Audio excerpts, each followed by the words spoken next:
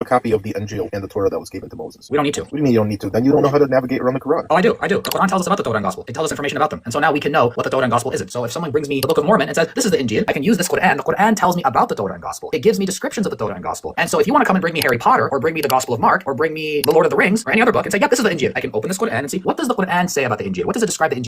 So you say that any book like Harry Potter, the Book of Mormon, or the Bible can be judged against the Quran. And if it contradicts the Quran, it is not the true Injil. You therefore dismiss the need to know the history of the Gospels, because the Quran is your ultimate filter.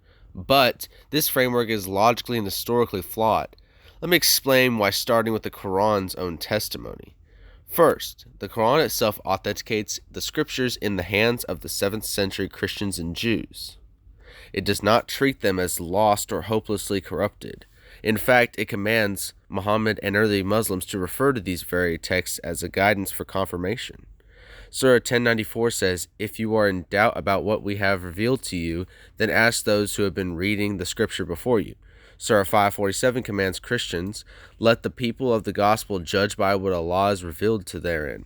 The Quran tells Christians to govern themselves by the gospel they possess. It does not say, find the lost gospel of Jesus, but rather to use the scripture in their actual historical possession. You do not challenge someone to produce a corrupted text as proof of truth. This challenge assumes the text they hold is reliable and authoritative record. Second, the 7th century Bible is the direct ancestor of the Bible we have today.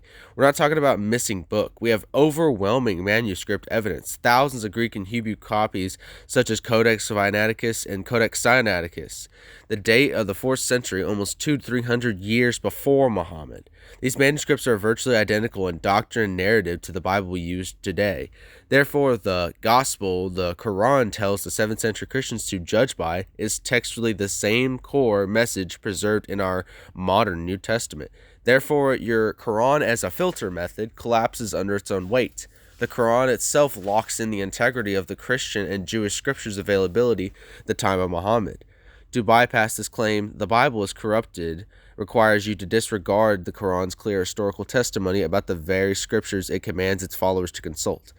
The real issue is not which books filters the others, but which historical witnesses is more reliable concerning Jesus Christ. Christianity rests on the eyewitness testimony of those who lived, died, and wrote about Jesus within the 1st century. The Quran's testimony is about Jesus comes 600 years later through a single source and contradicts the earliest historical records that the Quran initially affirmed. The burden is not on the Christians to prove the Bible matches the Quran, but on anyone who claims the earliest witnesses to Jesus were wrong, despite the Quran's own initial validation of their scriptures.